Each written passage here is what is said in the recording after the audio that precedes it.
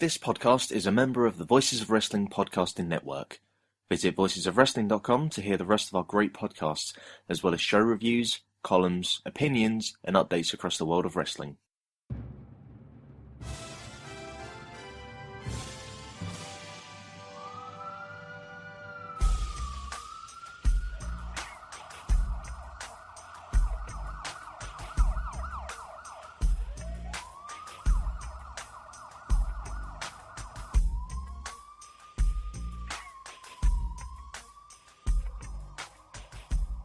Hey wrestling fans, welcome to episode number 54 of Off the Top Rope, a Pro Wrestling Podcast. I'm Mike, and with me is Rex. Rex? It's going. I'm excited. I am super excited. We've definitely got some news to break in before we talk the wrestling news of the week, and before we talk fucking SummerSlam 95. Woohoo! What are you talking about? That was amazing. I'm sorry, but Horowitz wins. What's amazing is that was probably the second best match on the show. Well, yeah, because Barry Horowitz is fucking awesome. But yeah, we should go ahead and mention it that if you go to prowrestlingtees.com/offthetoprope, or if you're on there and you look at podcasts and YouTube shows and you find us there, what are they going to see? Random Acts of Meng. So you're going to see the Random Acts of Meng shirt finally, after months of us talking about it. The shirt is there. It's shirty. I mean, it's actually like on a shirt. It looks awesome. It does. But I gotta be honest, my favorite. I was expecting to love the Random Acts of Meng shirt, and I do. But we also have one of just our logo up there, and all the credit to Adam, who really was the guy behind. Yes. He's been our designer from the beginning, but our logo looks like it was made to go on a fucking t-shirt, and the one, it's just a navy blue shirt with the logo on it. I think it looks great. It matches perfectly. It's so good. Oh my god, I can't wait to have mine in my hands. Both of them, rocking them around. You're gonna cut them in half, and you're just gonna wear half of each as you walk through town. Well, that would make it a WWE shirt. If I do it half front, half back, and sew them together. Very true. I was just thinking, like, split down the middle, like those gaudy ass, like, jerseys you sometimes see, where it's like. No, I'm not going Two-Face. Okay. Because then they'll just see Meng or Random Acts of Meng, but no Meng. Like, God, they're pretty. Yes. I love them. I'm so pumped. They more than lived up to what I was hoping when we were first banding about getting T-shirts. I was like, all right, this should be cool. But and now it falls on you, the listener. We're not gonna get rich off these things, but a few hundred people listen to our show each week, and if you like what you hear, if you want to help us out with our server costs, that's the big thing. That's what most of our profits going to go towards, is to pay the servers each month. So, and on top of that, as I said, they are genuinely great looking shirts, and that's just not me bullshitting you.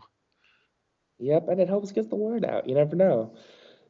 Old WCW Mark or something, or old Meg Mark. You see him, and he's like, hey, rocking our logo out, and it's a good-looking logo, and it's big, off the top rope. So everyone gets it. It's a nice-looking shirt. Get the word out. And unlike the WWE shirts, there's nothing on the back. It's simple. It's nothing on the back, unless you want to put something on the back. That's fine. You want Icarus's tattoo on the back? I fully support that. Just write Mike was right on the back, and then it doesn't really matter if it was wrong. You'll always know in your heart. If they draw a little picture of Pinocchio with a big old nose.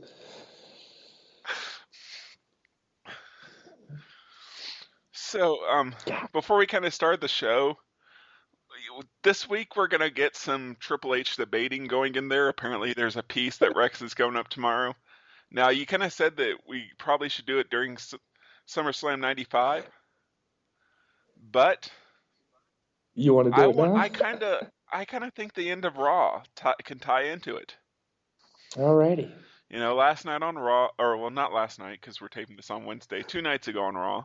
Sorry, I've been working a lot lately, and so like all my days are running together now. Alrighty.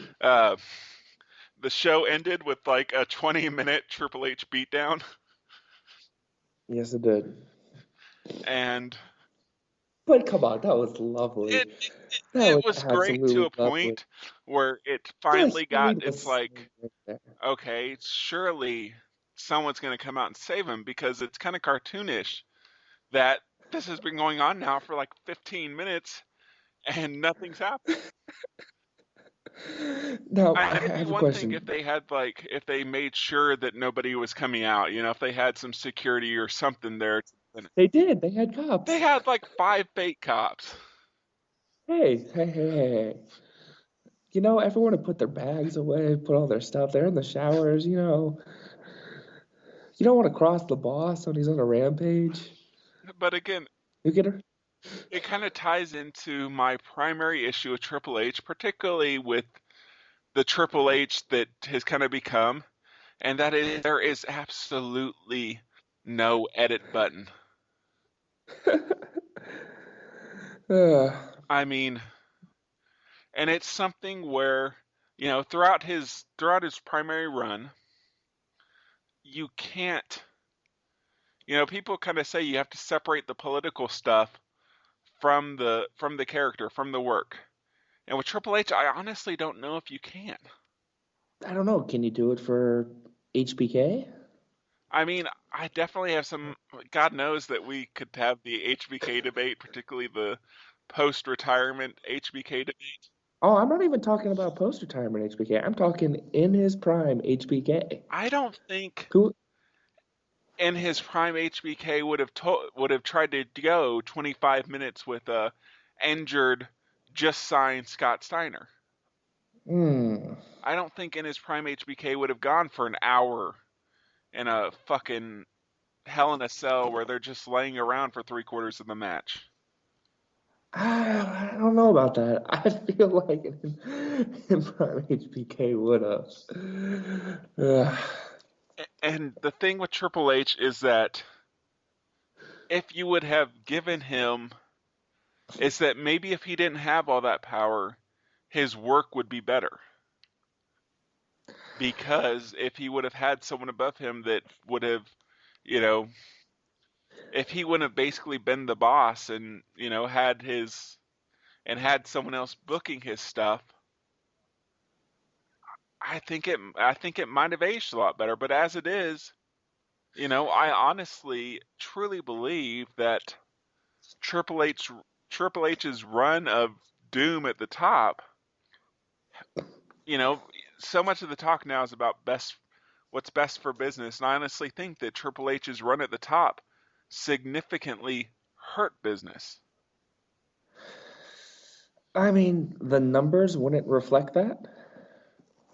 As much as you want to say, like, it might have hurt business, it really didn't. I mean, he was drawing big numbers. This isn't even talking about 99 and 2000, which I'm going to be upfront about. I think we can all agree that's his best era, but that's one of my favorite runs of all time is Triple H in 99 and 2000. I'll be upfront with it. Like, from a straight, I loved it. Absolutely loved it. A lot of great matches in there, a lot of great character, a lot of great everything. And even when you talk about like the Reign of Terror era and the more, he was drawing huge numbers. Huge. And he helped kind of pass out. I mean, he turned Batista into a draw. He turned Randy Orton into the draw it is today. And my thing about Triple H in this, we all know I love the tier system. I don't think Triple H is a top tier wrestler. I don't think he's in that top tier. I think he's in that second tier below. And my issue is I think most people are almost too harsh on him. Almost like it is with Hogan. Like, I feel like with Hogan, there's been a little bit more time to balance it out. But I feel like when Bret Hart said the things he did, that he got such a groundswell of overwhelming support. Yeah, Triple H is mediocre. He wasn't good, yada, yada. No, Triple H was great. Am I saying he's an all-time great? No. He's in that second tier for me, just outside. And I think, then people throw on, oh, well, WWE thinks he's, overrates him not. Their own kayfabe list, which had, of course, a couple people on the outside that they were, Hogan was in TNA at the time and whatnot, had him at 12th. Goldberg was ahead of him on the list.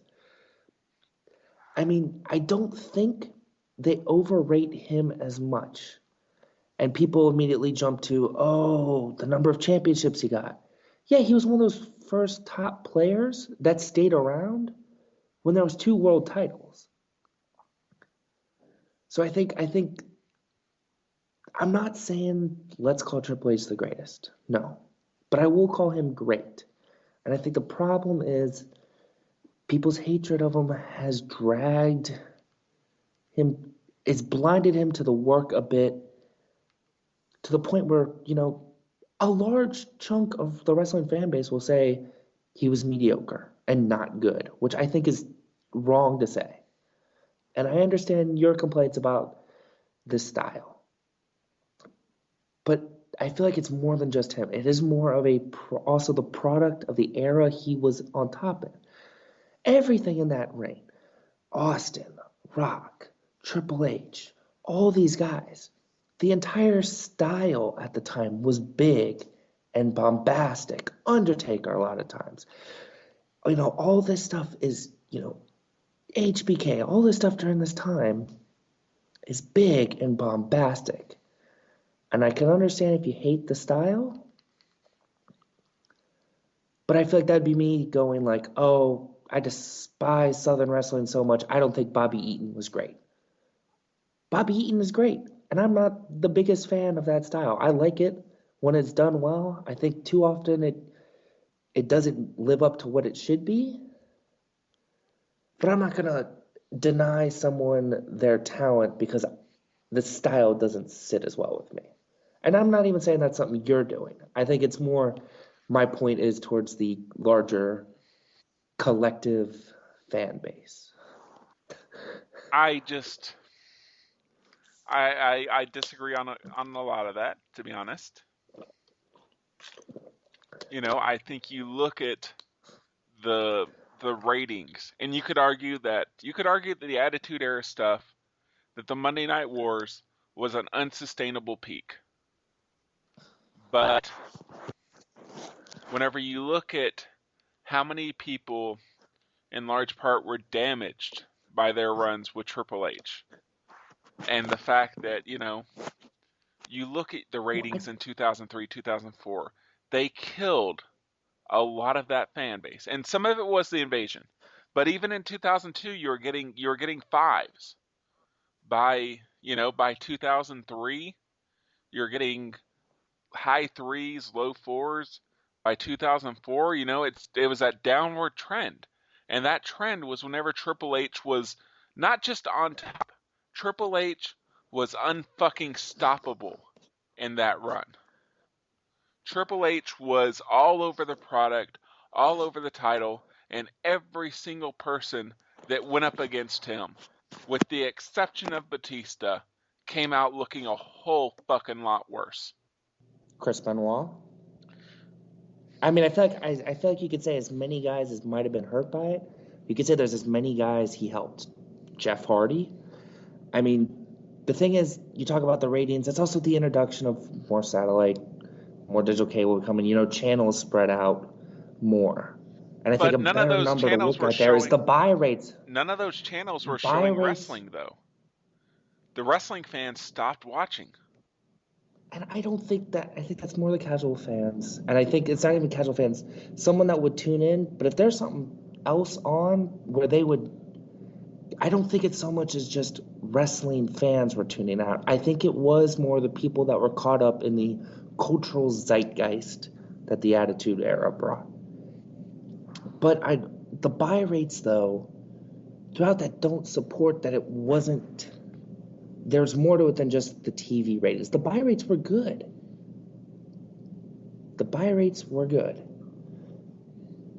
And that's what I'm saying. I think there are a lot of guys you can look at helped out by Triple H, just as many as you could say might have been hurt. And I don't think, I mean, Benoit, Hardy, Cena, Orton, Batista. I mean, I feel like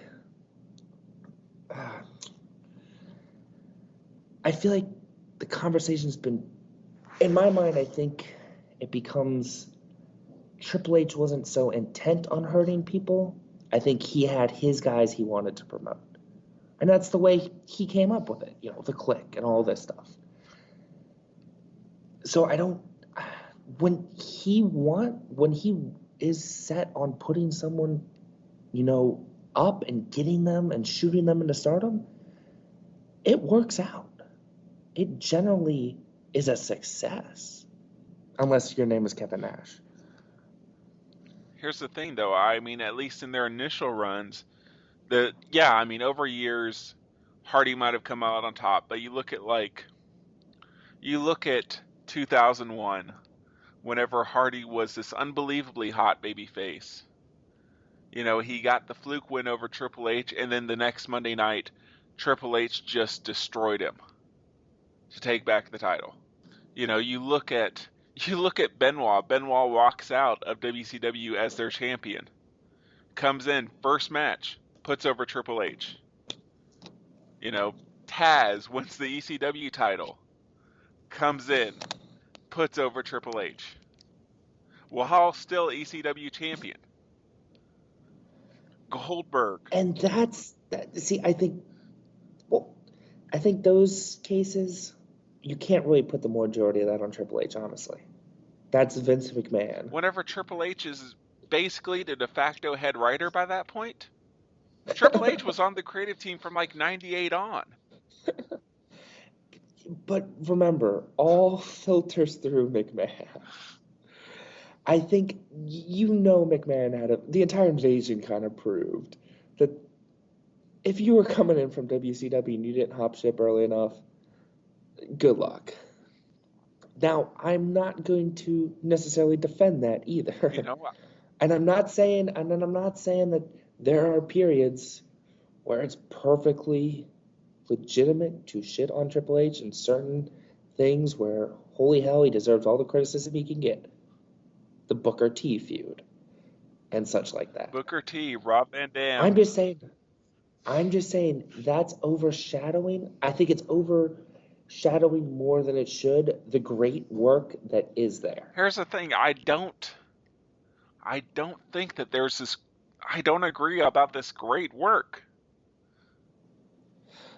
I don't. I mean, I think that given how long he was on top, and given how many main event matches he had, I actually think that the work that you'd point to for like a greatest hits thing isn't overall there. And a lot of times it's with a few very particular, number of people. We've kind of had this talk before. I mean, I honestly don't know if there's anybody that you can say that had their greatest match with Triple H. Jeff Hardy. You could say it easily for Jeff Hardy. That one, And I don't think that's a fair point to necessarily make when a lot of guys might not have their best match with him, but damn it, there's a few of them that their best matches are up there with him. And some of them will be the first ones to admit it. Chris Jericho actually came out firing against Bret Hart when that whole situation and said, I had a lot of great matches, some of my best matches with Triple H. I think when you're saying, oh, well, no one's best match is with him, I think you're asking for an unfair metric. And that's a metric where I would say is placing him in the top tier. And which is what I'm not saying at all. I'm not saying he's putting in all-time great work. I'm just saying he put in some great, damn fine work. I think with The Rock, you could say his Iron Man match with Triple H is up there amongst Rock's greatest matches. Like Benoit, you could say that. Triple threat match there. Jeff Hardy. I think there are guys where you could sit there and say, oh, if I was making a top 5 matches for these people, there is a good argument for some of their matches with Triple H to be in there. You're just blinded by your Triple H love. But let's get back to Raw. All right. So there, you guys got your little Triple H debate. Let us know what you think. Maybe we should do a I'm a Triple H guy, I'm not a Triple H guy t-shirt. So, I mean, yeah, beyond the fact that I felt like that went on, as opposed to the opening, which, surprise, surprise, also starred Triple H. Can I just say this? I think it was a fantastic move creatively by them and super self-aware to add that extra stipulation the way they did, that if Triple H wins, he'll be in the main event match. Absolutely. I mean, as much as you want to hate Triple H, the wrestler, Triple H taking charge of WWE is one of the greatest things that's, as he gets more power, is one of the greatest things that's ever happened to this just company. last week we were talking and I mentioned that I felt like that match, particularly given the way it was kind of decided, that they needed more stakes. And this absolutely does that. So. And this played right. I mean, holy shit! Can we just talk about how great they have been, like, going tit for tat with the internet of late? Oh, I can actually. Like, did you watch SmackDown? Occupy. Not yet. Okay, last week's SmackDown, Triple H. I only watched the Shield stuff. I've watched the Shield stuff. Triple H cuts a promo about Bryan and everything, and guess how he finishes it? Guess what he? Please tell me he does a shuffle motion. Guess what he promises to do to Daniel Bryan? Bury him? To bury him. I mean, the Occupy Raw, Hijack Raw, the burial, that comment. Oh my God, I need to go watch that now. The way they've been doing the interview things with Michael Cole have been genius. And I think, sitting here and putting himself, throwing out the potential that he might be in the main event match. I mean, like, which then sets off a whole other thing about people either assuming that that's going to happen and that Hogan has to get involved, which sets off all the other red bells for the internet. Like, this is great. Absolutely fantastic. I mean, and I've gone on about how much I think he's great in terms of talent acquisition, but holy shit, this is going to be fantastic. Oh, damn it, I knew there was one other point I wanted to make. Triple H, I think, helped usher us more into wrestling and away from the kick punch shit you hate. After living in the kick punch shit for... Yes. He was our bridge. All right. What else was on Raw? Real Americans, Cesaro being fucking awesome. Cesaro was awesome. Holy shit. I've seen that spot a bunch of times. I told you before that, I mean, it's a really great spot. It feels at times like it gets a little overused. But in that particular situation, I think the important thing was they upped the ante. Yeah. It was not a through the rope suicide dive. It was over the top splash. The height Cesaro got, and props to their production and cameramen, the way they framed the shot was so perfect. Absolutely amazing. God, that man. God, I want that man's kids. So what, you're just going to go, like, whenever Del Rey finally, starts a family with him, you're going to go in the operating room and just steal them? No, I will get a uterus implanted in me and somehow figure out a way to carry his babies. So what'd you think of Cena coming? How did you feel about the Cena Wyatt stuff this week? Because I know you were not up on it. Yeah, this was absolutely the Cena program, the Cena promo that I've been missing. It was pretty much fucking perfect. it put him over as a threat. It put over, Cena kind of selling this as not just a match, as it being something deeper. And then, Wyatt comes in and Wyatt's awesome too. And then they had that video that they put together for later in the show. And yeah, I mean, you know, as I said, I mean, it doesn't it doesn't necessarily fly perfectly with what happened last week. I mean, last week he was joking about Cracker Barrel and Margaritaville, and this week he's selling fear. I mean, it's I it worked for me, and in terms of I think it was. I just wish he'd played it off like I've tried to hide this. I've tried to push the fear down and then come out and say that. I wish he had been able to play it as that was me trying to deflect my feelings. but it was still a great promo and something that, you know, fuck, I'm kind of excited about It was, Mania. oh yeah. I mean, and I thought Wyatt's response was great too. And not that whenever that man has a mic, is it not great? Has there ever been something we could say is a mediocre Bray Wyatt promo? I honestly can't think of one. And there's still people that aren't as positive about his in-ring work. I think those people are largely wrong, but they're entitled to their own Yes. opinion. But yeah, I don't think that you can say that about his promo work at all. Nope. And you know what? I hope him and Cena really get the time that they deserve, and they put on an absolute show.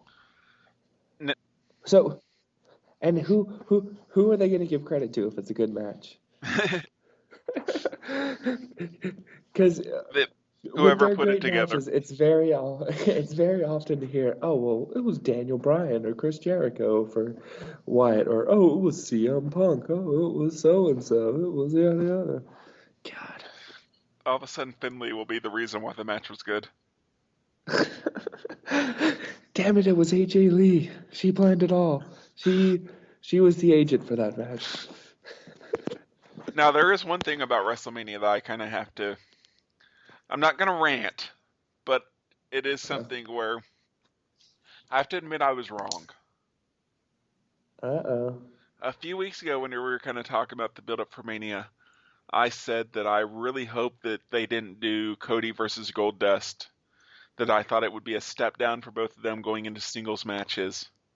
That I thought it'd be too sudden and that it'd be too rushed on the card. Whenever it Uh-huh. turns out they're both just going to be used in the fucking Battle Royal, maybe they should have had the one-on-one match. I think it would still end up being a multi-man tag at Mania. I don't That's think they'll from have what's multiple people working multiple matches. I think, and I know the segment you're referring to, and I think that gets changed. But especially if they're having Daniel Bryan or Triple H work double matches, I don't think they want anybody to overshadow them by also putting in two performances. Yeah, but it's a battle royal performance, which I'm still pumped for. I love battle royals. I can't wait for this. But how do you, man? So they're just setting us up for Shield to turn on Reigns at WrestleMania, right? That'd be the obvious thought, which makes me think there might be some kind of swerve in there. That we actually are going to have all face Shield coming out of For a Mania. couple weeks. I think they will eventually do it, but I think that it's so obvious that it will happen at Mania with the way things are going that they postpone it a little bit just because Vince likes to think if everybody think it's going to happen, It's like whenever RVD on his way out beat Randy Orton at One Night Stand a few years ago. Oh yeah. And everybody was sure it was going to, and then instead the night after on Raw, he got kicked in the head and put out. So Yeah. or last year at WrestleMania, whenever everybody was sure that someone was going to turn during the Shield versus Orton, Sheamus, and Big Show, with the most likely person being Orton.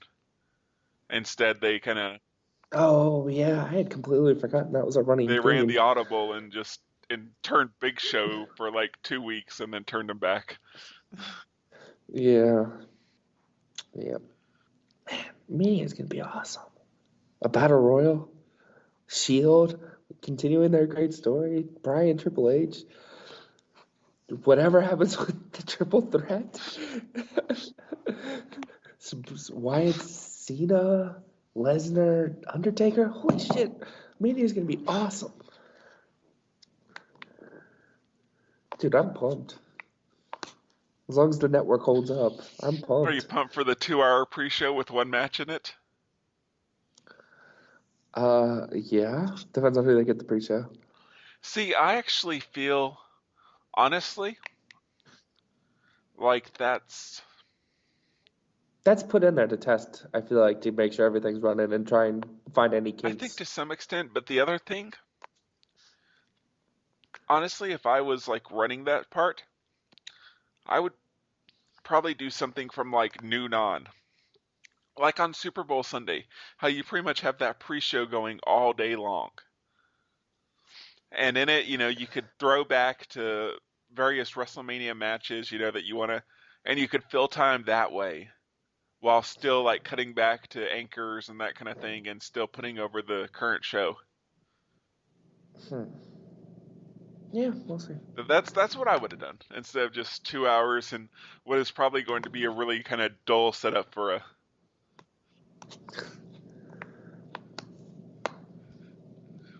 What, you're not excited about Renee Young, Kevin Nash, and Bret Hart?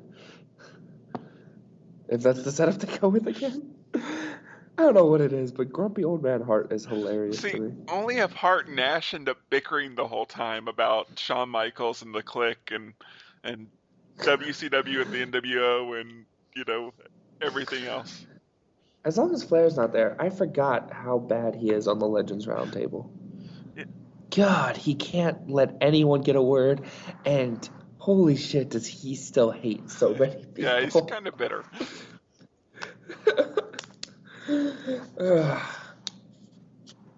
Yeah. Fucking TNA. You want to jump to TNA? Is there anything more from Raw? Or some wrestling news I'm forgetting? No, we can jump to TNA. All right. I don't even remember what happened on TNA this week. Dude, giant cutout Dixie.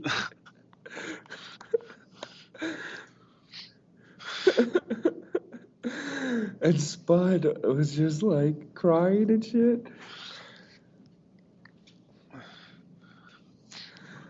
See, I'm still having a hard time like separating the Impact from like the taping reports I saw because I haven't seen the taping reports. All I know is that a bunch of good people are not going to be on them and probably not getting re-signed. Yeah, the rumor is that Christopher Daniels is on his way out and Kazarian too. Well, I mean, I hadn't heard about Kazarian, but it's kind of, if you're not using one, and I have to admit, it does kind of make sense now how they booked him if they've known that he's not staying with the company. Because I don't think Bad Influence have won a match in months. And honestly, it's kind of good for TNA at this point, I think. To kind of get some fresh blood in? And free up that money. Unless that money's going to go to Bobby Lashley and people of his type. God damn it. Now, if it's a choice between... Because Daniels is apparently one of their most expensive contracts. And I imagine Kazarian's charging them a nice penny, too. But, yeah, to get some more so to free up, and hopefully they'll go sniping some good talent. It's probably something that's going to fail and not happen, but I'll be cautiously optimistic. Or they'll end up with Jarrett. Yeah, that's part of the thing. I mean, let's say Daniels and Kazarian leave TNA. What do you think happens to them? Do you think they go to Jarrett? Do you think they do a run in Ring of Honor together? Go to Japan? All three?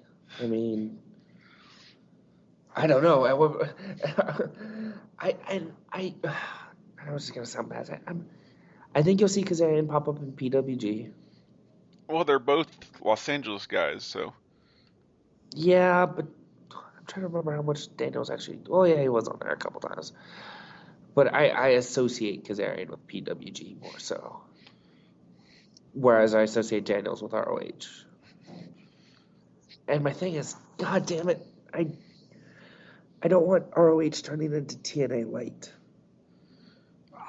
Like, they already have enough at the top right now. It's like, ugh. Well, I mean, I think that is an issue with that Ring of Honor's kind of had, and you could argue whether it's an issue or a good thing. Whereas, is the fact there's so many directions they could theoretically go because it feels like so many people are on the same tier. Yeah. Yep. So, I don't know. I'm sure we'll see him do at least a couple of token appearances there. I don't know. Does he call it an end of a day? I think one possibility we're leaving out is maybe he gets hired by NXT as staff. It's possible. I mean, are there people in power there that'd really be the type that'd push for him? A Regal, maybe? I don't know. Regal seems to apparently, love all the indie guys. I mean, allegedly, now, once again, this is Joey Ryan talking, so take it with a grain of salt. Ryan claims to have been offered a position down there. Who knows? I mean, Joey Ryan seems particularly bitter about his NXT tryout. yeah. And I mean, let's be honest here. Ryan, I love you. But you're not the greatest wrestler in the world. Nowhere near it. You're a fantastic character. You can put on some good matches. But holy shit, there was a stretch there in PWG, and there was a lot of stretches in your career where you were pretty dreadful. Especially as the champ. And you're old. What did you actually expect? Did you actually expect to get brought in? I mean, if I'm WWE, if you're honestly sitting there and you're WWE, are you going to sign Joey Ryan? No. I mean, especially with like Joey Ryan's in this particular situation, if they were still using managers, I could kind of see him getting brought in that way. But as an in-ring talent, no. That's the way exactly. But yeah, I mean, other than that, TNA was just. Oh, yeah, I almost forgot about We got to talk about the glory that is the Christy Hemme mannequin. I was going to talk about the 25-minute long Angelina Love Velvet Sky. Oh, let's not. Well, you know what? I was actually way more excited for that segment than I should be because it was not anyone I wanted back in TNA. It wasn't, it was an Awesome Kong or someone where I was like, I'm still hoping that she'll end up back in WWE. But holy shit, Sam Shaw the mannequin was the greatest thing ever. This angle has gone so fucking insane. It is the greatest thing of all time. How Russo is the entire thing. Oh, on amazing. a scale of with the 1 being a full Russo, with the 1 being a beaver cleavage Russo. This has to be like a 0.7 on the Russo scale. Oh God, I don't know. Didn't Anderson attack the mannequin? I'm pretty sure we're at a 0.8. Oh my God, I'm sorry. This is the greatest thing of all time. This is the greatest thing in TNA in a long time. Of course, if next week Hemme turns and joins the mannequin and Shaw, then it'll be a 1.0. Oh. An homage of the real Christy Hemme and several Hemme mannequins. Like just Incredibles ECW entourage, just full of Christy Hemme mannequins. My God. How great would that be if Hemme saw how well he was treating the mannequin? Oh my God, this is just God. Well, I mean, what else was so ridiculous?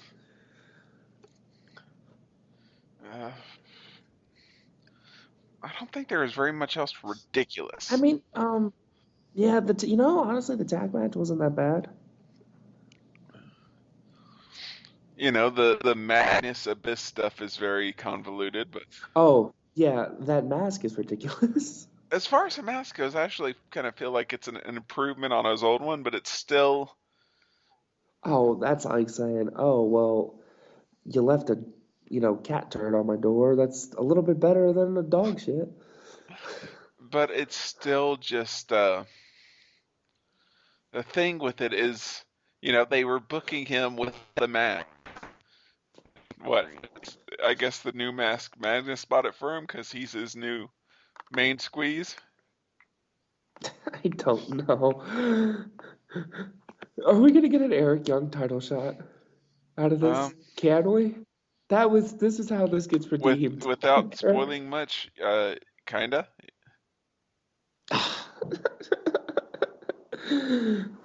Oh yeah, and we got Willow. Oh God. And yeah.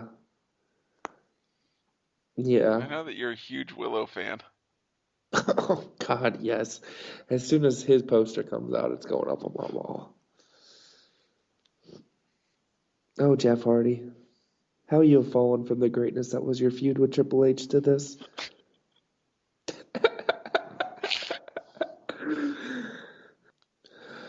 Yeah, that's pretty right now.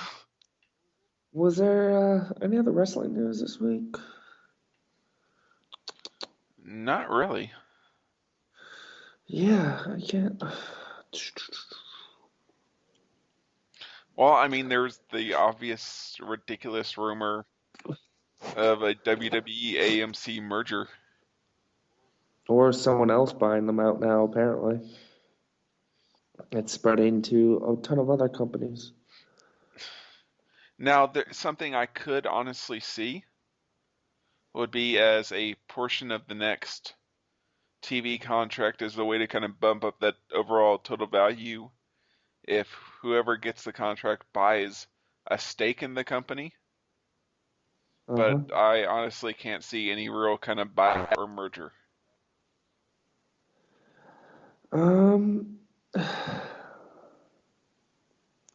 I don't know. There was the idea bandied about that it could be bought out and still run independently and just be sort of like its own division of, let's say, Disney or Comcast. Bought out, and then the McMahons could still work it out where they would run the company. It would just be owned by said conglomerate.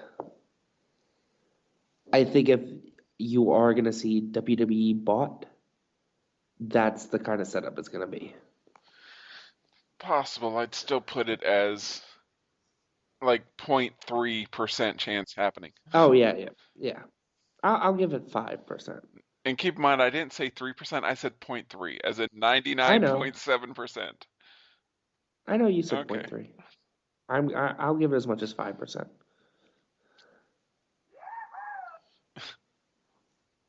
Okay. Han Solo agrees. Nerd. Yep.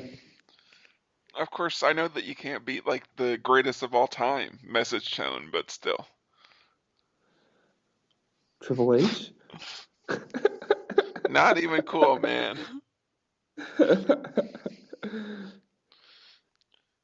Alright, so should we go and take a break, come back, and talk New Generation? 95. Yes, we shall. Alright, everybody, we'll be right back. You see, life is greatness, and greatness is what you make out of it, you understand? Hey everybody, it's Mike and Rex from Off the Top Rope. We wanted to take this break to let you know all the ways you can interact with the show and all the ways you can listen to the show. You can get links to everything we talk about here from our website, which is offthetoprope, one word, .libsyn, that's LIBSYN.com. If you want to email the show, it's topropepodcast@gmail.com. We'll read your comments on the air, so let us know what you think. To follow us on Twitter, we're at Top Rope Podcast. We tweet show updates, post the show as soon as it's up, retweet news from around the world of wrestling, and sometimes it's just random wrestling thoughts by yours truly. All wrestling talk, all the time on Twitter. You can now like us on Facebook at facebook.com/Top Rope Podcast. This is still new, but we're going to be working on adding pictures, links, and all kinds of good stuff. You can follow us on Tumblr at topropepodcast.tumblr.com. There we post matches of the day, wrestlers of the day. We try and update those just about every day. We add random photos, lots of fun stuff. Now, if you want to listen to us, you can listen to us through an RSS reader. If you want to listen to the show through an Android app like Dogcatcher, Linux program like Rhythmbox, or a Windows program like Media Monkey, among many others, this is the way you do it. You'll make sure the episodes are delivered to you just as soon as they're uploaded. If you're on iTunes, we're available there too. Just do a search for Off the Top Rope. Look for our logo, subscribe, give us a good review. We're also available on Stitcher. Just search Off the Top Rope or Pro Wrestling. Either way, we're right there on the front page. There are lots of ways to interact with the show and lots of ways to get the show to your computer, iPhone or iPad, Android device, BlackBerry, whatever you use to listen to podcasts. We hope you check us out, and we'll be right back with the show review. Take a look at it. Learn to love it. I'm not going anywhere.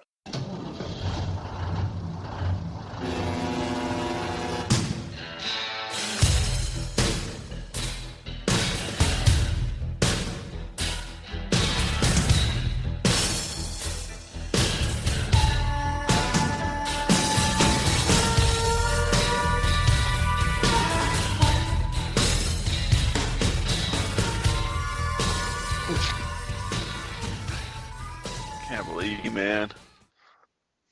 What are you talking about? This is glorious. I actually honestly picked this because I thought it was a prime example of where WWE was going wrong. Well, WWF at this time. In terms of the characters, and not in a good way. Not, oh, that's great character work and a great gimmick. I thought this was the prime example of why WCW was able to snatch up the market share from them for a time being. What kind of amazing about this show is just how strong. Much talent's wasted. Oh, I wouldn't even say that to that extent, but just how strong the babyface side seems to be. I mean, in your top three matches, it's two basically just built up heels against two of the kind of the foundation babyfaces, and then the other top match is babyface versus babyface. There's no like established talent on the heel side at all. Well, yeah, it was a bad era because this is post them kicking out Doink, the kick-ass awesome Doink, if I remember right. Or am I getting my time frame wrong? I'm pretty sure by this point, yeah, that Bourne's gone. And doing some kick-ass shit in ECW. God, Matt Bourne was so damn good. But yeah, I mean, they lost a lot of their I think, guys that you would consider I think they were looking forward to being the heels to WCW. And, kind of going probably ahead further than we should, is you look at guys in the show that theoretically could be heels. That could very easily, your Undertakers, your Razor Ramon. I mean, shit, it looked through this match like, a Razor Ramon heel turn was going to make a ton of sense. Yeah. And then he goes to feud with Dean Douglas. The Undertaker. Oh, fuck, I don't even remember what the Undertaker's doing after this show. It's just. Shit. Doesn't he start feuding with Hart soon? No, because Hart's next feud after this is with Jean-Pierre Lafitte. Oh yeah, you know what? That underrated feud. Well, I was at the pay-per-view after this, that In Your House 3, where they I had almost picked that show. where they had like a 4-star match, Yeah, I almost picked that where show it kind of, because of that match. it's Hart basically doing the same thing he does here, but just with more polished talent. What? Hart doing similar things in a match? Well, I meant as far as just I'm trying just, his I know. fucking hardest to make the heel that he's working with, and it's so clear at the time that whenever you had someone like Hart who'd been champion, main evented WrestleMania and everything, they had no fucking clue how to book him at this point if he wasn't in the title picture. Yeah. But should we start with what? Oh God, you know what's after this? What? Phantom Undertaker. Oh yeah, him and Mabel. Because Yeah, Mabel and then he goes crushes right his. into the Hart, Yeah. and then he goes into the Hart feud at the Rumble that year. That's right. And then he starts fucking around with Diesel and shit. So this show actually kind of starts with a WCW-ish opener. You throw the cruiserweights out them, let them fly around. I gotta admit, I really enjoyed this match. I thought it was fun, but it was, it didn't quite, even like comparing it to the stuff that WCW would be doing a year later, it doesn't quite have this structure. It's more just, and some of this too is that, neither of them is really playing a face or a heel in the match. It's just them trading moves, trading spots, which is fun. But which didn't make sense to me because Hakushi turns face to this card and coming out of it. Well, and Kid turns heel like a month and a half later. Yeah, I mean, you're doing both guys turning. Why not have that play into the match? But whatever. But yeah, I mean, there are a lot of fun spots in it. It's just something where it needed a little more direction. Yep. And McMahon can't even remember the name of his own pay-per-view. Well, McMahon was, despite what JBL might say on Raw, McMahon never really spoke English as an announcer either. Throughout this whole thing, I gotta admit, I thoroughly enjoyed McMahon's commentary. I think I mentioned that before.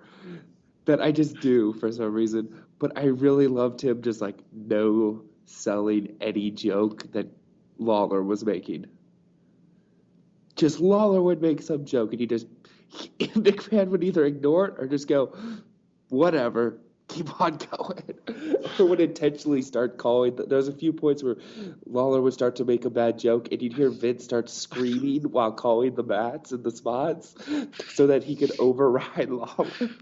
Well, what I was saying was, you go back and you watch old McMahon commentary on old Raws and old pay-per-views and stuff, and it's nowhere near as controlled as the commentary today, where it's basically in everyone's headsets.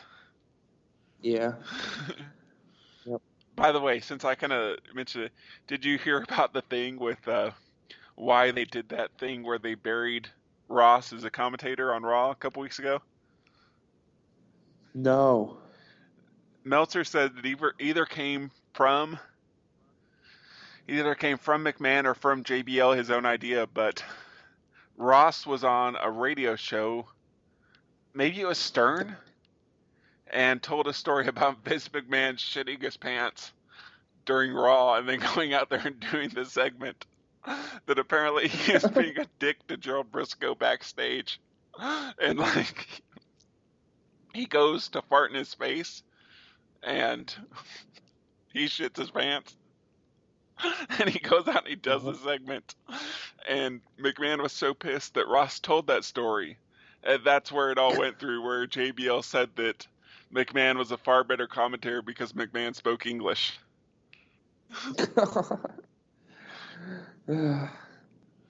Which, God, never stop being petty, WWE.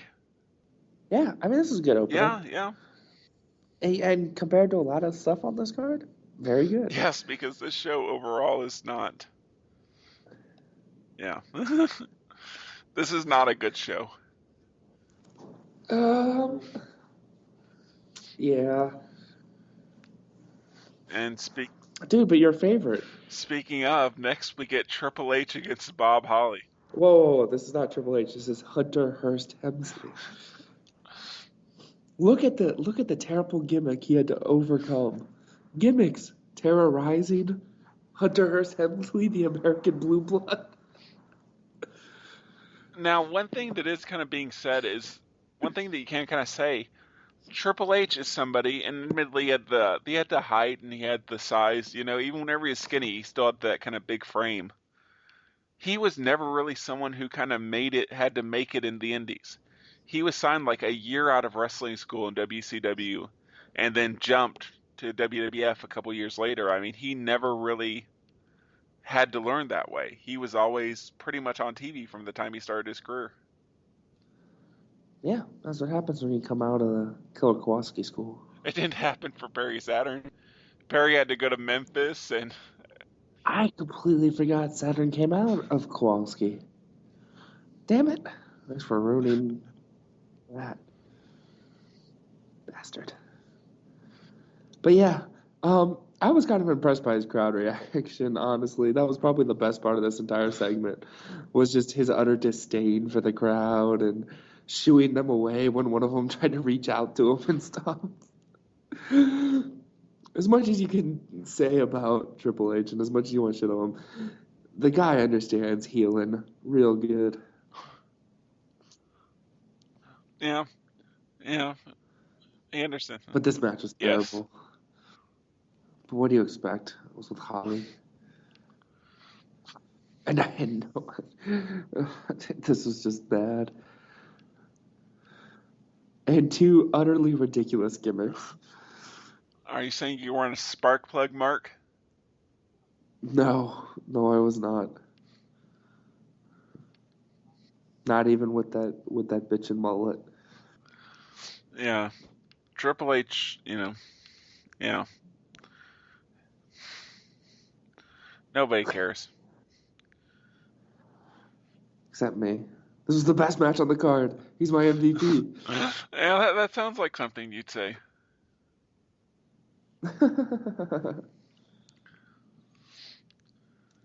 All right, so from there, we get our first Dean Douglas segment, don't we? yeah, the Douglas stuff is like kind of mixed throughout here. Oh no, we opened up with one. That's right. He did the nails on the chalkboard. Yeah. God.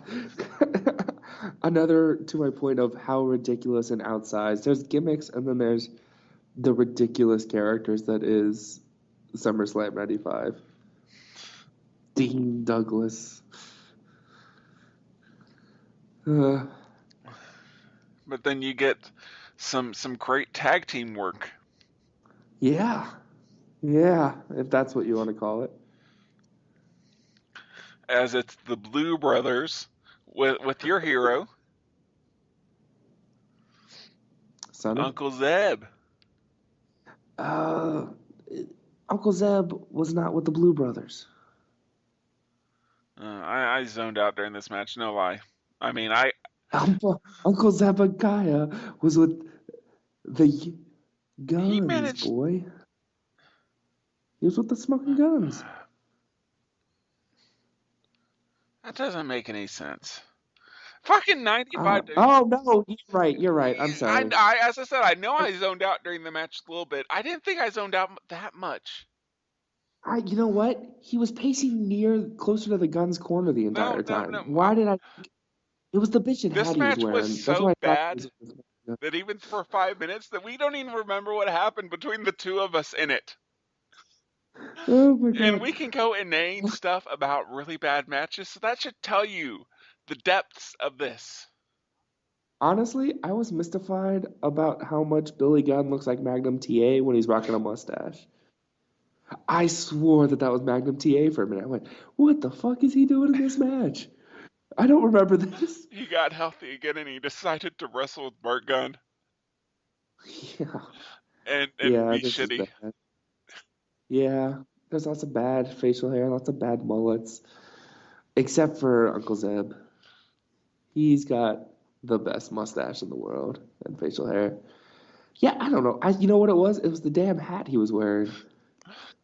This is his full-on cowboy hat. I thought he was with the Yeah, smoking but he's guns. more mountain man than like smoking guns cowboy. Yeah. Besides, I was just anticipating the next match. Smoking guns But win. yeah, Yeah. yeah, smoking guns win. I don't even remember how they won. I remember there They was hit like their finisher. one Messer in there, and God, And it I'm was pretty bad. sure that,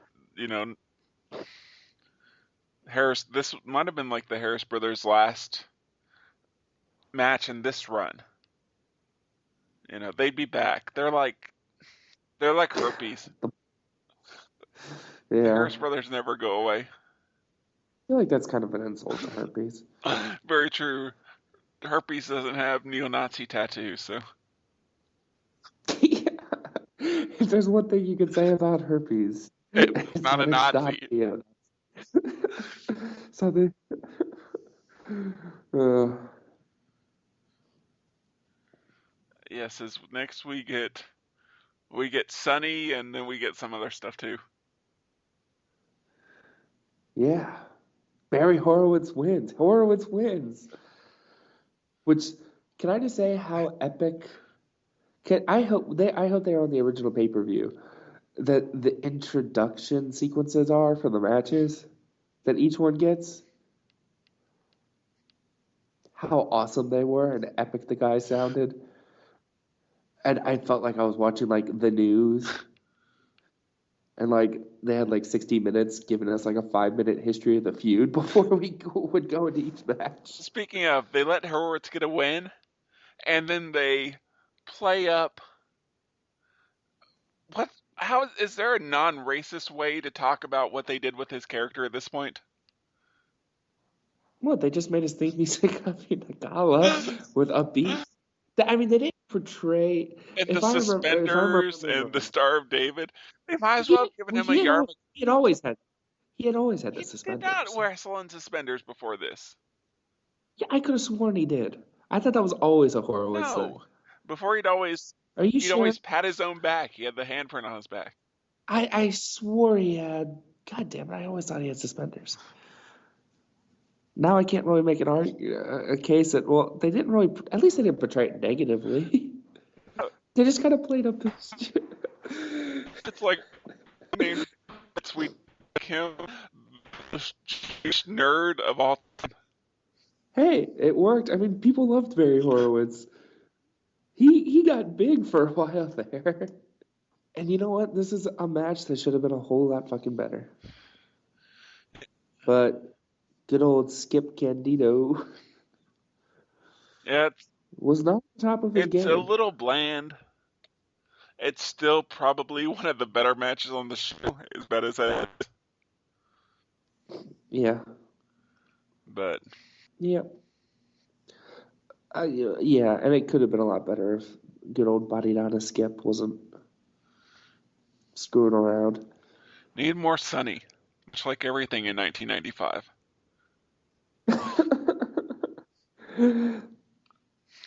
Yeah, doesn't she? She ends up with both tag teams that we just watched wrestle. No, they did not. Or did she? No, she never managed the Harris brothers. Yeah, she did. No. Yeah, she did. I am so positive of the point you made. No, you're wrong. Are you? I'm pretty sure she did. Let's see Wikipedia. Oh, it was the Godwins. God. Rex, you are off your game tonight. Whatever. A bunch of fucking shitty wrestlers with facial hair and long hair. All right. You know what? The Godwins, the Harris brothers, same fucking difference. It's like, I know that like there are some gaps in my wrestling knowledge, but no, she never managed the fucking Harris brothers. You know, the Godwins, the Harris brothers, whatever. Tomato, tomato. No. The Godwins are about a million times better than the fucking Harris brothers. Now that million is like... Which 0 times a million is still 0. I put it more like 0.01 times a million, you know? compared to 0.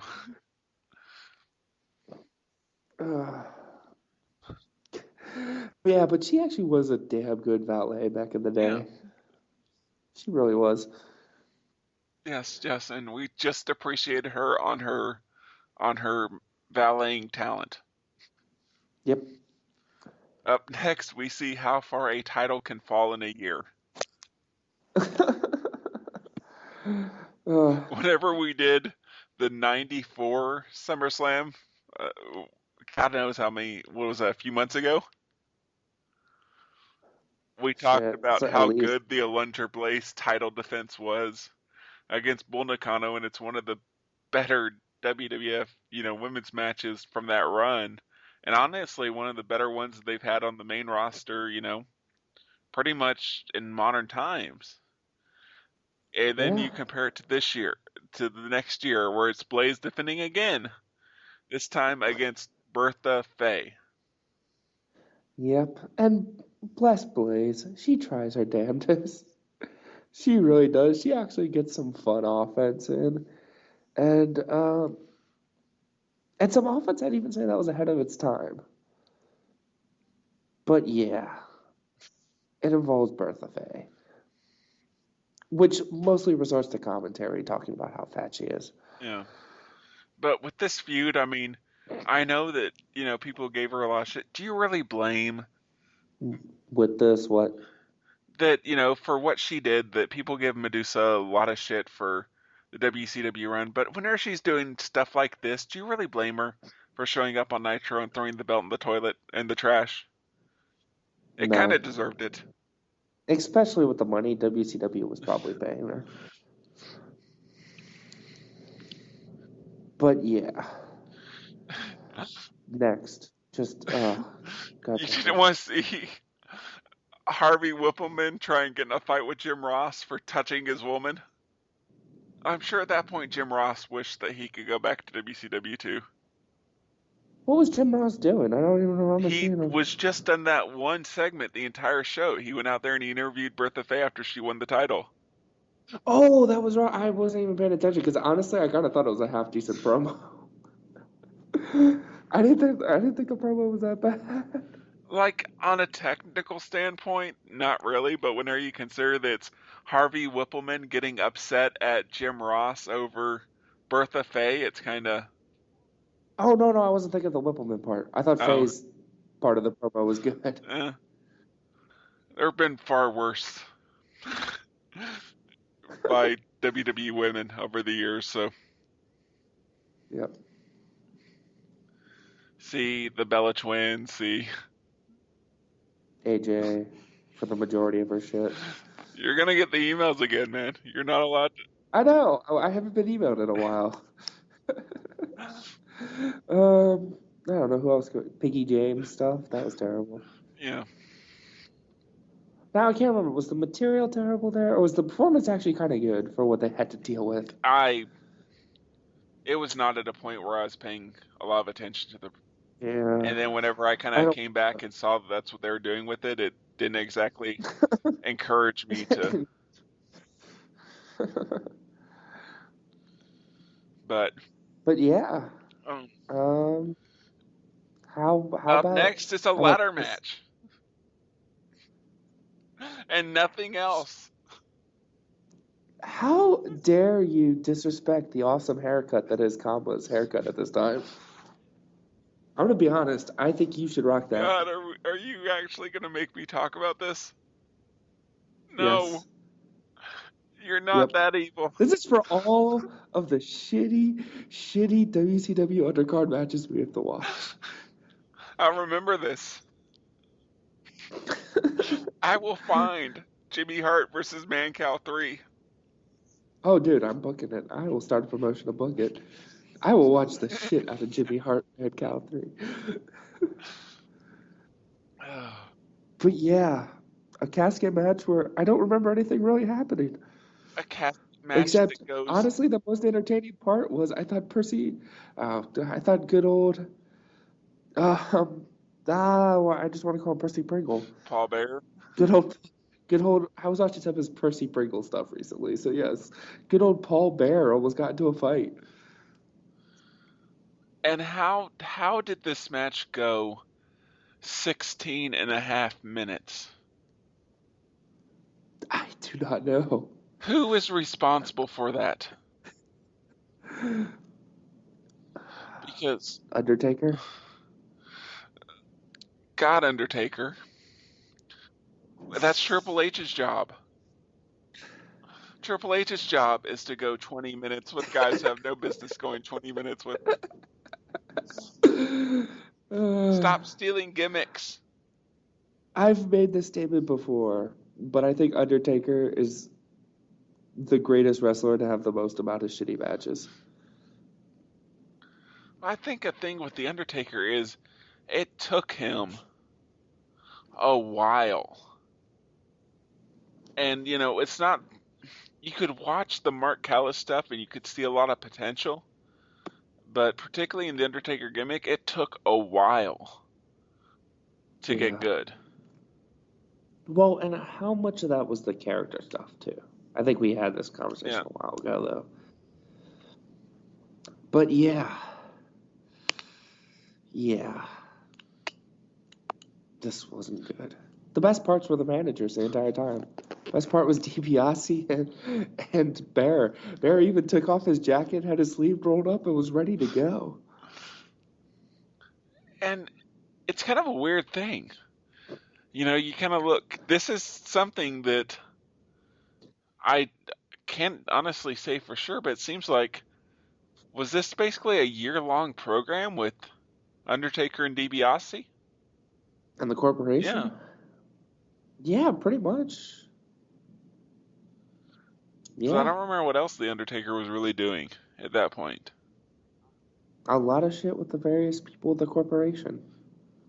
And then things picked up when he started feuding with Hart. Speaking of which... Well, we talked about like the lack of heels and everything, and kind of on that same tip, where were Yokozuna and Owen Hart during this show? I don't know. Wasn't Bulldog a heel around here too? Wasn't who? Wasn't Bulldog? Yes. Yeah, Bulldog had turned heel on Diesel right beforehand, which kind of plays into our terrible main event. Oh, yeah. What are you talking about, terrible? Are you telling me that Diesel versus King Mabel... correction. WWF Heavyweight Champion Diesel versus King Mabel is not the greatest thing you've ever beholden? Let me put it this way. It's almost as bad as the Triple H Shawn Michaels Hell in the Cell that goes like an hour. Oh, that is a bad match, dude, and there's no defense at all for that match. Come on. Honestly, I haven't seen it in a while. I'm gonna have to go back and rewatch it. I'd encourage you not to. But you're probably gonna pick it one week just because you hate me. It depends on how next week turns out. We should get like one refusal a year. Nope. Actually, I already know what I'm picking after. I'm sure maybe that Triple H Iron Man match. You want to torture me?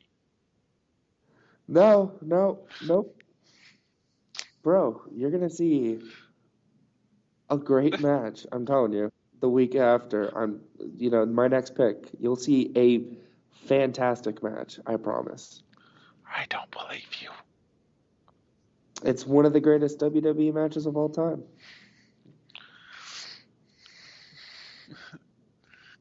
Triple H versus Triple H. 3 stages of hell. Hell in a Cell, 60-minute Iron Man, and then no holds barred. Is it 2 out of 3 falls as well?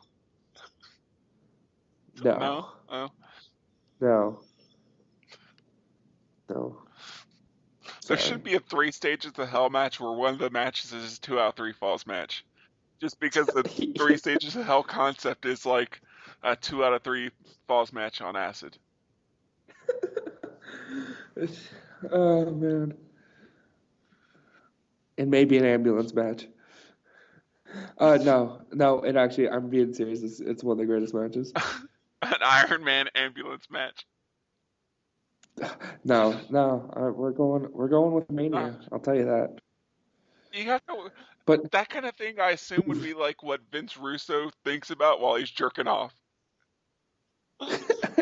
Iron Man ambulance on a match pole. on a pole with Judy Bagwell as the ambulance driver. You have to get like the keys to the ambulance from the pole, and then there's a penalty box. Oh, holy shit! Oh, I know what this news was. Buff Bagwell's going back to wrestling. He is. Absolute Intense Wrestling announced him for one of their tournaments. Their JILT, their whatever Lightning Invitational tournament. So I guess like that gigolo money's not keeping him afloat. I have no idea. And God, I don't want to drive up to Cleveland, but I may have to do it. Oh, holy shit! What if I could get Bagwell in an off the top rope t-shirt? Oh God. Wow, we really don't want to talk about Isaac Yankem. Yeah. DDS. No. Remember, it's pronounced Yankum. Yankem, that's right. From Decatur. All right. So who was Isaac Yankum? DDS from Decatur, Illinois. I don't know. Every time I try and get an answer, someone hangs up on me. So it's our favorite. Well, I don't know if he's anybody's favorite, to be honest. Honestly, Kane is a weird one. It's Kane, everyone, if you didn't know that. If you didn't know that, I don't know what you're doing. Listen to this show, but I feel like there's times I want to go, Kane is underappreciated. And then there's times I feel like I want to go, Kane is really overrated. Like, I'm trying to think, like, was there ever a great Kane match? No. Excluding, like, the, 6-man tag last year? A great Kane singles match? No. No, I honestly don't believe there is. Speaking of people who were irreparably damaged by Triple H. Oh, come on. Come on. Really, you're going to go with that as irreparably damaging Kane? Not the fact that he's not all that... He's a workhorse, but he's not really all that good at any one thing. Yeah, but he was being accepted by the fans, and it was a situation where the logical thing with the booking was for him to go over. Given what they'd done in that angle, very much like the Booker T angle. No, he's not as good as Booker T, but still everything in that angle was pointing to Kane getting his win, getting his moment. And instead, Kane dropped his mask and, everything else. But, yeah, from a character damage standpoint, yeah, that was huge to him. All right, now I think about singles match. Okay, sold out Money in the Bank. Similar. Yeah, they were able to rebuild him eventually, but... No, sorry. I was just trying to think of great Kane matches. Oh, okay. While you were ranting. There's a few good multi-man matches I remember. I think TLC a few years ago was real good. And I'm not even thinking of the 6-man tag TLC, which was a great match. No, wait, he wasn't in that one, was he? Shit, yeah, it was the Shield debut match. Yeah. I'm trying to think of singles. I mean, there was that 4-way at TLC a few years ago. Yeah. EC stuff. Shit. Yeah, I don't know. All right. Yeah, bless his heart. Brett tries here. Yeah, he does. And we're talking about Brett arguably at his prime as a worker. So it still turns out to be halfway decent match. Because Brett is awesome like that. Yeah, Brett, as I said, Brett he's trying so hard. He's not getting anything to come back from it, but Yeah, and you know what? I mean, shit, that's what happens when you throw someone that's very, very raw in there in such a high profile thing. Oh my god, was that feud terrible though? yeah. This was I had to watch Jerry Lawler kiss Bret Hart's foot. Come on, don't lie. You got a little bit of a chub. No, no, no, Now, if it had been Cesaro kissing Big E's foot, nope, it involves feet. Nope, nope, nope, nope, oh, you're not a foot guy. nope, nope. Not in the least bit. I like how usually you're willing to like tolerate and go along with just about anything. We Not with feet. Nope. Not doing it. That's a bridge too far. we can call you. We can talk about your sexual deviancy as far as Fandango goes, and locking people in your room and everything else. But feet, fuck Wait, you. I'm out. where is this unlocking person in my room? Where did that one come from? I don't ever remember that being a joke. You used to lock your one night stands in your room and not let them out until they let the A's breathe. What? Yeah, This is a new one I hadn't heard. because you are a sex. Oh, I think I'm. Oh, yeah, okay. That was like, oh my god, that was really early episodes joke. Yeah. Oh my god. Joke. Oh god. Yeah, I'll usually roll with deviancy jokes. But no, not with feet. Nope.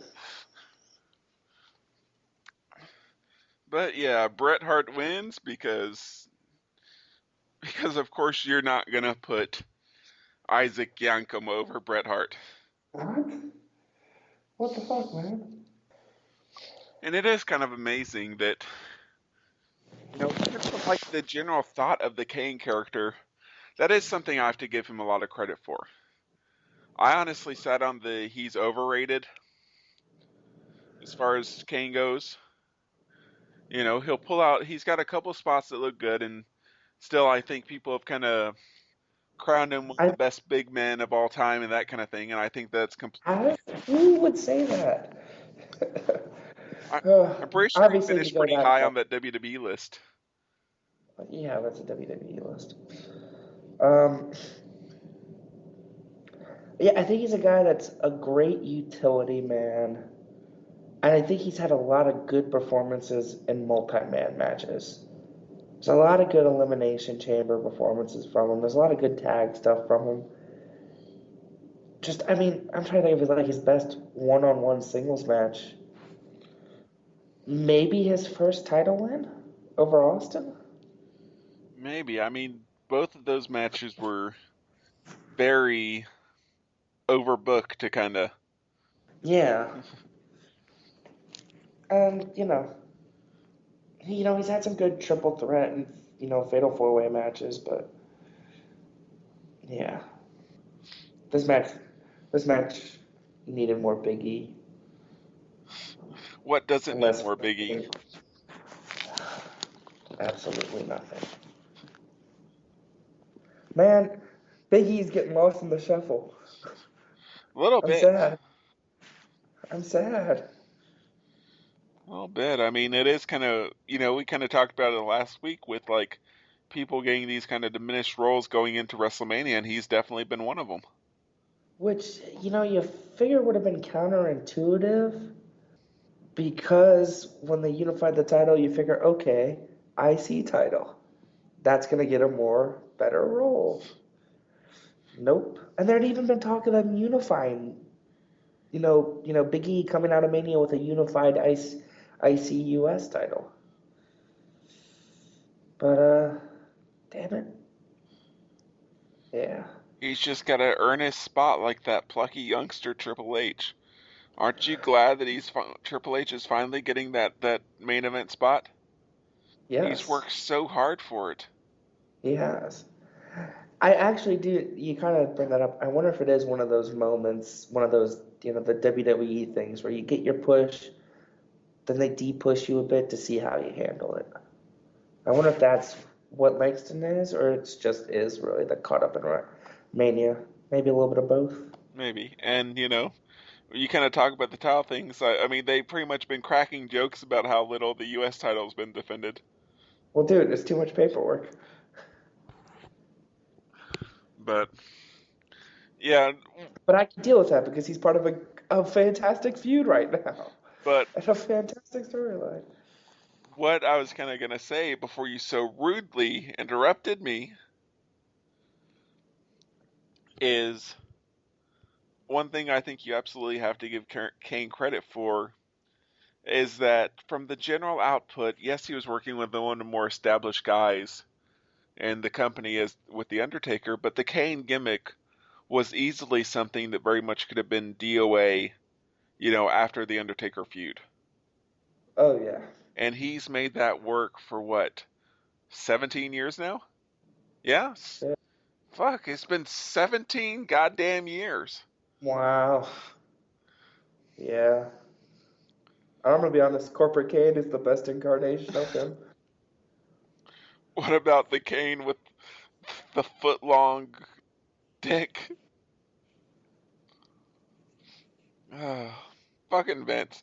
Vince is... I would love to have just like...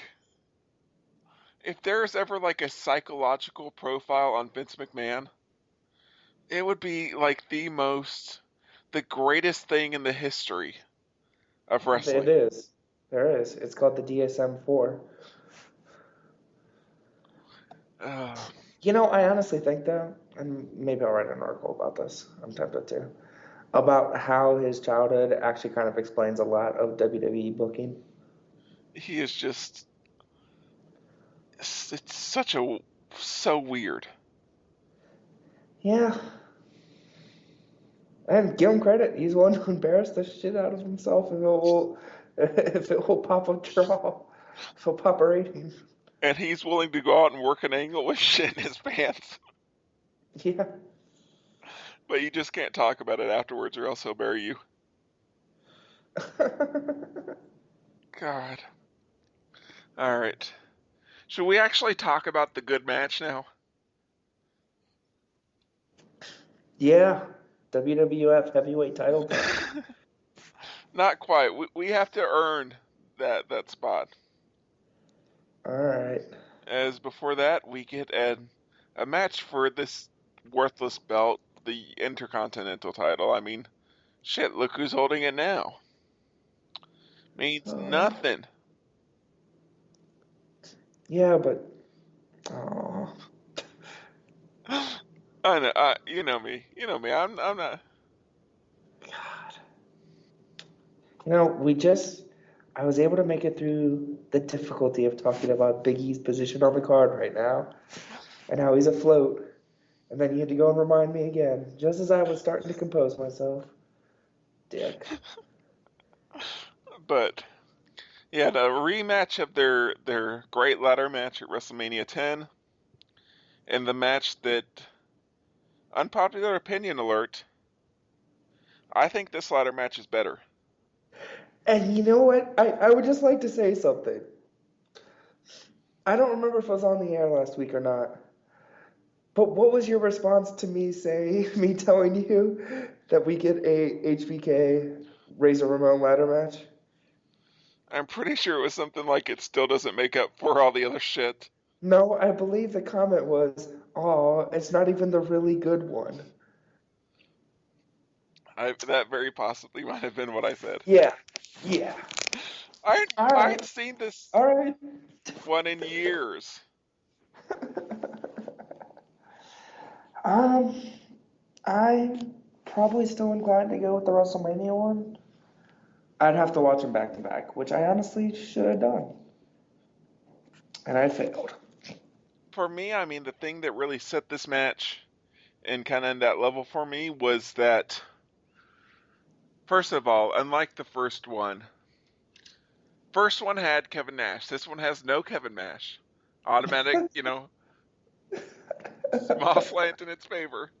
But honestly, just honestly, it's more Ramon plays heel the entire match, and it's far more natural roles for the two. In their wrestling style, not necessarily character style, but just in wrestling style, in a ladder match, the bigger guy is the more natural heel because, he kind of has that physical advantage. He can kind of be more the bully, and it allows Shawn to just bump his fucking ass off. Yep. And as well as that, there are a couple spots where they kind of play off, the first match, where it is just, the first one, there is this kind of feeling this, the first, obviously it's not the first ladder match they've ever done, but it's the first one on that scale. Whereas this one, they have those spots to kind of, they can reference and work through. And Yeah, do you think it was an issue where, if you're looking at if you want to assert this one was better, the first one gets more credit because it was sort of a mind blow? first one, I mean, it was the first ladder match on a big stage. They'd done a couple trial ones, but this was, the very much it was the ladder match's introduction to the world. And if it would have been a shitty match, there might not have been a second one. And that it was, obviously, especially through WWE lore, it was at one of the best WrestleManias of all time, whereas this was the shining star of one of the worst SummerSlams of all time. And something I think that definitely plays into the first one being better, the ending wasn't blown Okay, yeah. like it was in this one. I'm inclined to go with the first one being better, but this is still a great, great match. And this is one that just kind of seems like, given everything else that we've kind of talked about, how they need to fill the time, God knows that there was no reason for, Bret Hart and Yankum to get 16 minutes, for Kama and Undertaker to get 16 minutes.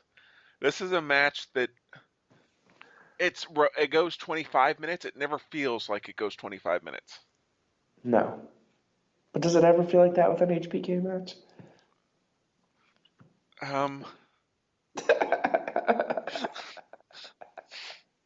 I the guy to ask? Yeah, that's the joke. Bastard. But yeah, Shawn wins. After fucking up, grabbing the grabbing the belt and falling on. It was hilarious. And you could tell he was just pissed. But yeah, after the match, it looks like Razor's gonna finally fucking lay into Shawn. Instead, he hugs him, Oh, how sweet. and then he attacks Dean Douglas backstage just because. Because it's Dean Douglas. Mm-hmm. Yes, yes, yes. And then we get the main event, which involves 4 of your all-time favorite. Yeah. Kevin Nash. Yeah. I love Kevin Nash. Big Daddy V. Yeah. Post 92 Lex Luger. Yeah. Once he finally really got good. Yeah. And of course, the man, the myth, the legend, Sir Mo. Yeah, see, was this really more of a torture for me or for you? At least it was somewhat short. Yeah. And there's Diesel fucking does a dive, and it's like, what?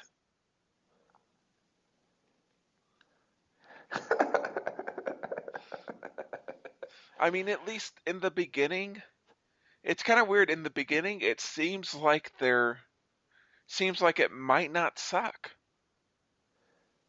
And then they get to like 4 or 5 minutes in, and I don't know if they just run out of stuff to do or what, and then it's just, it all falls apart. Yeah. Yeah. Because, This like, match was fucking amazing, wasn't it? Everything you just described sounds like the greatest main event of all time. because, like, even in the beginning, like, Mabel's doing some bumping around, and, you know, he was always someone that bumped okay for a big guy. And, God, it's almost like you could almost see the wheels coming off. And I don't know if it was just miscommunication or if it was that they just got blown up, like both of them got blown up just way too early, but it's one of those Probably. things where it would never be a good house fight, but it looks like it's going to be watchable. And it looks like, and it was almost like, as I was watching it early, it's like, you know what? This match, at least so far, kind of seems like it's been kind of, Okay. yeah, it's like, am I actually going to go on the podcast and say that it's been a little underrated by history? And then it just, oh no, no. Yeah. Yeah. Whatever, like, Uh, decent stuff was going, no, it's all gone. Burn it down. my response to that is a little column A, a little column B. Um, yeah, it kind of got my hopes up for a little bit. Like, I don't know whether it was my hopes up or disappointed that it wasn't going to torture you as much. But like, oh, am I going to have to go on the podcast and give Kevin Nash some credit and some props? Oh, wait. Never mind. Yeah. And then Lex Luger got involved. Something I completely did not know when I picked the card. I had completely forgotten Lex Luger got Me involved. too. It's like, oh, And Luger's there. yeah, I kind of started swearing a lot. And Luger's thing is like the most weird. It's like, what the hell?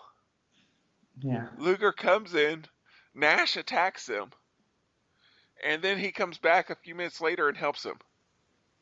Yeah, Like, yeah.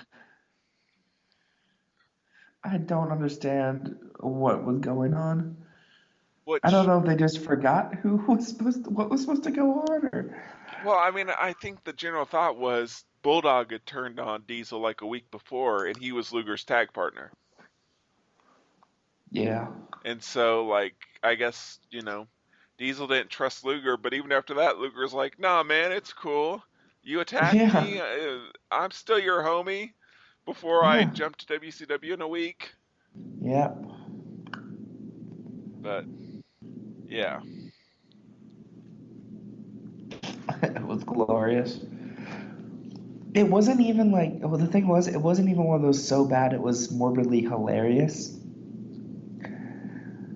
Although it is an interesting thing to, as you mentioned, see it slowly, the wheels come off. Like it's a nice progression. It's not even like some sharp divide. It just slowly deteriorates and decays. All right, so you're giving the show a thumbs up, aren't you? I mean, it does have a great ladder match. And Barry Horowitz winning. No, it doesn't get a thumbs up. The ladder match does not trump the rest to give it a thumbs up. But I know you are, aren't you? Oh, absolutely. But did it? All right, so both of us give it a thumbs down. Yep. MVP, LVP time. Go ahead. All right, my MVP is going to be, of course, you should have known, Triple H. Yes. No, it's going to be his buddy, Mr. Shawn Michaels. Uh-huh. And my LVP, God, on this card, I'm going to give it to both the Blue Brothers. Damn it. Son of a bitch. I could have gone it. I could have given it to Triple H. I could have, but I was being nice. Really? Yeah. Even you could not have said that. Even out of that match, he wasn't the LVP. All right. You know what? Since I don't think there's any other pay-per-view where I could ever say this, my LVP goes to Barry Horowitz. And You mean my your MVP goes to Barry Horowitz? That's what I said, my MVP. You said your LVP. Damn it! No, I swore I said M. I'm just too stuffed up. My MVP goes to Barry Horowitz. Sorry, Barry. Is Barry Horowitz still alive? Yes, I'm almost 100% sure. I want him on the podcast. That's my goal in life now. PN News, Barry Horowitz. In a wrap-off? Oh, God. Which reminds me, while doing research for this card, I came across a rap about Barry Horowitz. By, oh God, what was the guy's name? Action Bronson? Yeah, that's a great song. Maybe in serious? Yes. I don't know. Yes, I love Bronsolino. No, I was talking about the Horowitz song. Well, yes, that's. Oh, is that the name of the No, the name of the Horowitz song is literally Barry Horowitz. Yes, I know. I'm well aware of that. The rapper is Action Bronson. One of his nicknames is Bronsolino. Oh, okay. Like, kind of, how rappers always give themselves, like, other pseudonyms? He also calls himself Bam Bam. He's, like, a huge pro wrestling fan. He'll tweet about, like, This was, like, months ago. He'd, like, watch random ECWs and just tweet about them in the mornings. Huh. Is he actually that good of a rapper? Yeah, I don't know. I like him a lot. He's very reminiscent in his voice to Ghostface Killah. Oh, okay. But I don't have to listen to some of his stuff now. Yeah, very, very Brooklyn. Ooh. Maybe we get him on the podcast. Well, we're on. Everybody knows that we're on Voices of Wrestling on their network. They've had not Bronson, but they've had rapper John Connor, who's a huge wrestling fan and is the newest signing to Dr. Dre's to his record label, to Aftermath, on their podcast. So who knows? All right. So, well, see, now you have to play the song on the podcast. You have to insert it in. I'm gonna go with the Smoking Guns as my LVP. You guys were so bad I couldn't even tell who your manager actually was or was not. And sorry, Billy, but looking like Magnum TA was not enough to save you from LVP. All right, next week. Oh boy. Next week we get stuff so Southern style it hurts. Ooh. Included in this, we get a corporal punishment match.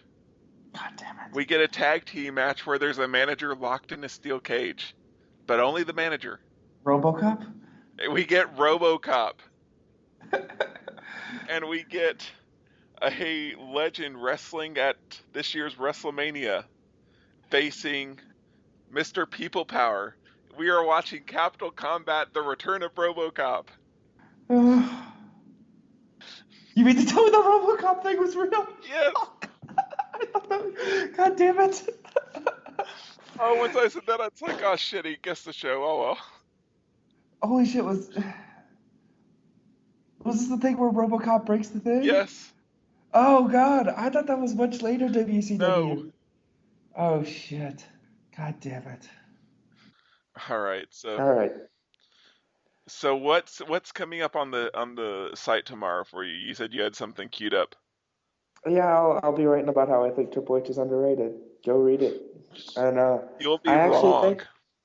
I actually think this week I will have the first article in my Wrestling and Art of Philosophy published next week, right? Probably like Monday or Tuesday. Tuesday maybe? We'll see. About is professional wrestling art? And not just a simple yes, no, why? Dun, dun, dun. So are we going to have to reevaluate our Triple H debate next week after I read this, I'm sure, Drek? No, I literally made the same. It's the same arguments you just heard on the podcast. It might just make me mad, though. Except more shade thrown at Bret Hart. Especially after what you just watched. I mean, come on.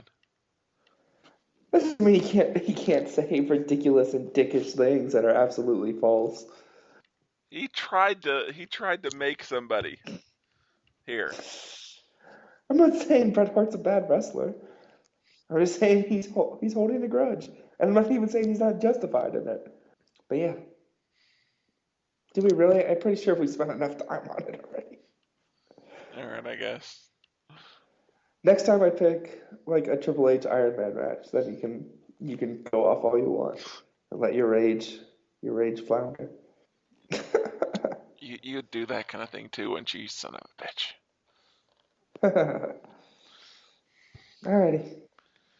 Alright, so yeah, as we mentioned to start the show, go buy a shirt. Yeah. ProWrestlingTees.com/OffTheTopRope. Or just go to ProWrestlingTees.com. We're in the YouTube and podcast page. Yep. And yeah, I mean, as I said, support the show, support us, help us buy that new Lamborghini we've had our eye on. Oh yeah. And you know what? Just rock a kick-ass shirt. Yes.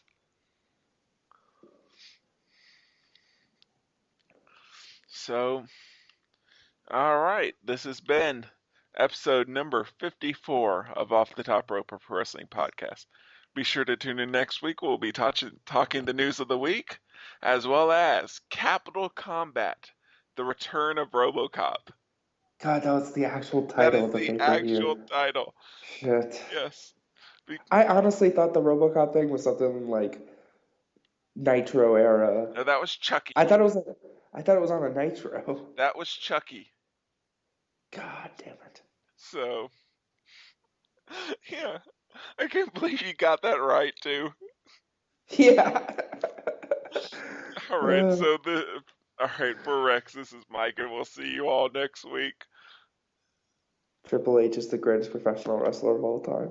Boo. No, you can't boo. Triple H, boo. Last word. That is how this goes. Later, folks. His opponent from St. Petersburg, Florida, 231 pounds, Barry Horowitz. Yeah, the chocolatier, Brasileño. Yeah, to the back with the hat, lean back in the lap, crack the window, hear the soldier sounds and that in the back. Ain't no cat in the hat, just a cat that can rap. This is Bronson, representing Flushing Queens on the map, yeah. Heavyweight primate with a Harvard mind. Blunt filled with a citrus mix of orange lime. When the thought of action come to mind, born to ride, winter, spring, summer shine. Bonafide, eyes wide, running high. You don't want the revolution to be televised. Terrified from the Arab Mountain death camps. With the iron burning high, give you chest stamps. Phone calls with the cloth over the mouthpiece. With or without lead, burn about an ounce cheap. To the neck like a razor for the stubble. Raise inside the struggle, blazing in the huddle, yeah. Dig a hole, throw the lamb in it. Leather slippers in the sand, motherfuckers couldn't stand in it. Someone put the words to my song. It's Barry Horowitz rap, I pat myself on the back. Don't fake the funk on a nasty dunk shot, got tagged. Close the window to your soul, weed inside my lung burn. These old suckers getting placed into a young urn. Specialized like the little bus. Use my chubby little finger first to stimulate the clitoris.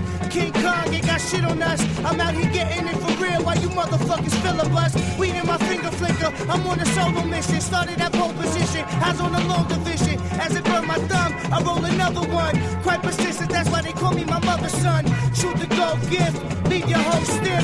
Make your hoe sniff, Hootie and the blowfish. Obey the code, kid, cause every motherfucker in here rockin' low dip. I'm on that old shit. Someone put the words to my song. Someone put the words to my song. Barry Horowitz always likes to pat himself on the back.